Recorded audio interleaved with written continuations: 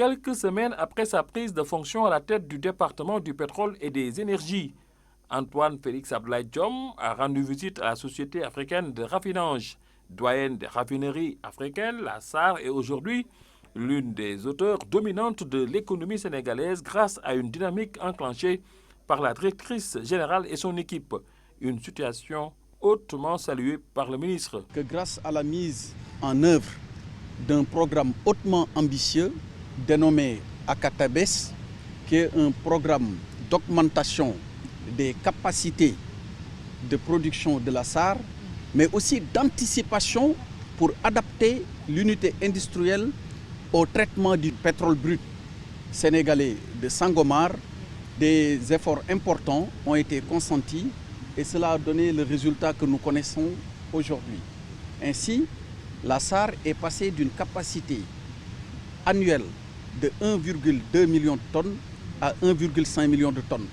Et toutes les caractéristiques du pétrole brut sénégalais ont été intégrées dans le cadre de ce programme dénommé ACATABES et qui nous permettra, sans difficulté aucune, dès le first oil, de prendre en charge ce qui est pour le Sénégal, mais pour l'ensemble de ses populations, un grand espoir de voir les conditions de vie des populations s'améliorer.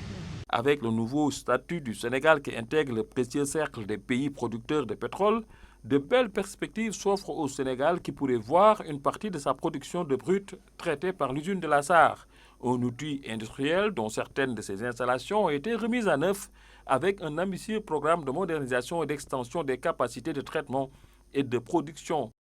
Si la raffinerie de Mbao a obtenu ces résultats, il a fallu le soutien et l'engagement du président de la République, M. Macky Sall, qui, grâce à sa clairvoyance, a donné les orientations stratégiques et les moyens nécessaires pour le maintien de cet outil industriel qui est un pilier fondamental dans sa politique pour une souveraineté énergétique du Sénégal. Il fut un moment où il y avait de grosses inquiétudes qui pesaient sur l'existence même de la SAR. Mais avec le soutien de son Excellence, M. le Président de la République, Macky Sall, sa vision et tous les efforts qui ont été déployés par la directrice générale et ses équipes, la SAR aujourd'hui a une bien meilleure situation du point de vue de ses résultats.